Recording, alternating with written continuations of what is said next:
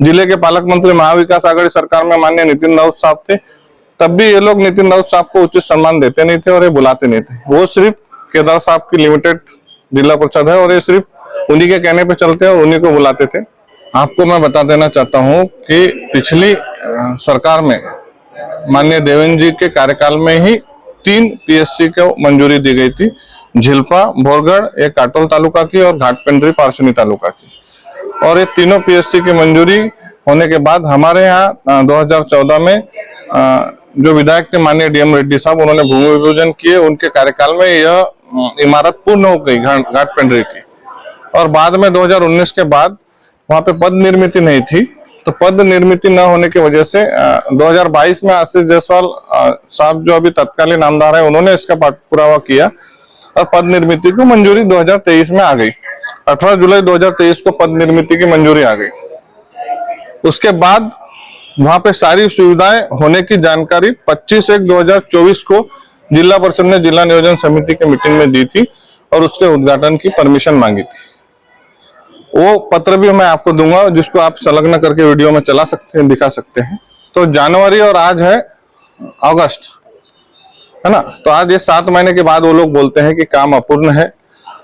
और आपको मैं एक वीडियो अगर इस पे सोशल मीडिया पे मिलेगा तो मैं वो भी देता हूँ। पालोरा में इनकी लोकसभा के चुनाव के पहले एक सभा हुई थी। सभा यानी वो महिला बाल कल्याण का प्रोग्राम था, मगर इसको वो हर सारे कार्यक्रम वो लोग पॉलिटिकली करते थे। तो सरकारी निधि और राजकीय कार्यक्रमों पे खर्च करके इन्होंने वहां पे एक पालोरा में भाषण दिया था कि हमने पीएससी मंजूर की है, पीएससी का सारा बांधकाम हमारा हो चुका है और गवर्नमेंट उस पर पद निर्मित को मान्यता नहीं दे रही, इसलिए हम घाटपिंडरी का उद्घाटन नहीं कर पा रहे, ऐसा भाषण दिया था।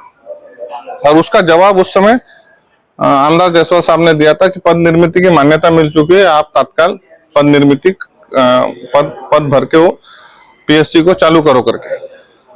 और आपके जानकारी में दिखा देता हूं कि आउटसोर्सिंग से जो यंत्रणा गवर्नमेंट को सरकारी कर्मचारी कॉन्ट्रैक्ट बेस पे पुराती है, उस यंत्रणा के माध्यम से इन्होंने कर्मचारी ले चुके हैं, ऐसा इन्हीं का जवाब है। वो भी पत्र में आपको दिखाता हूँ।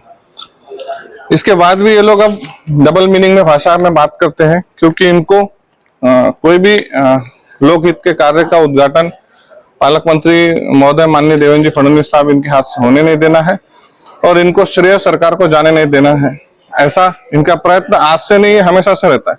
जिले के पालक मंत्री महाविकास आघाड़ी सरकार में माननीय नितिन राउत साहब थे, तब भी ये लोग नितिन राउत साहब को उचित सम्मान देते नहीं थे और ये बुलाते नहीं थे। वो सिर्फ केदार साहब की लिमिटेड जिला परिषद है और ये सिर्फ उन्हीं के कहने पे चलते हैं और उन्हीं को बुलाते थे।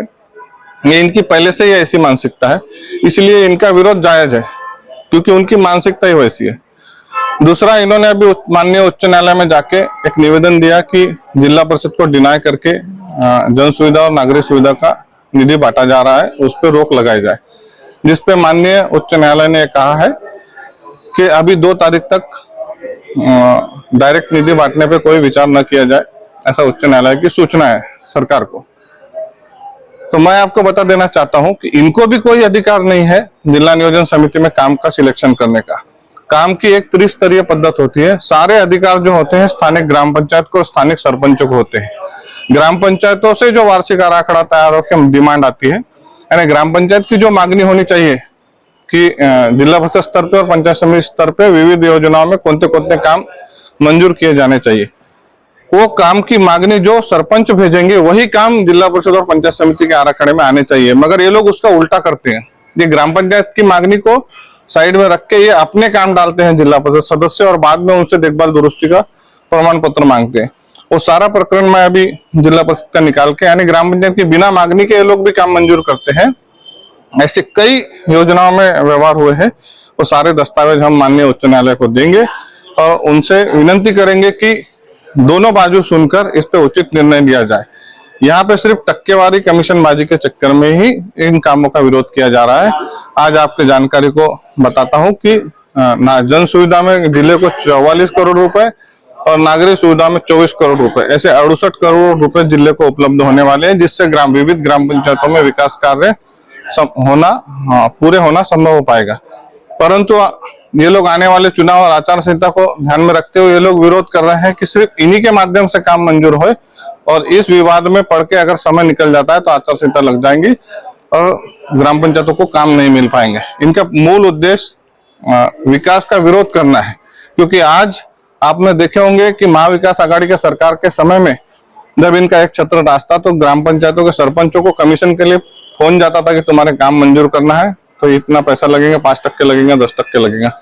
आज वैसा फोन करने की किसी की हिम्मत नहीं है। फिर भी छोटे मोटे इनके भ्रष्टाचार चालू ही है और छोटे छोटे स्वरूप में बहुत बड़े अमाउंट के भ्रष्टाचार ये लोग कर रहे हैं। तो ये सारी इस पे देवेंद्र जी के कार्यकाल में नियंत्रण आ गया है और अब ये सब कर नहीं पाएंगे, इसलिए ये एक एक कामों का विरोध कर रहे हैं।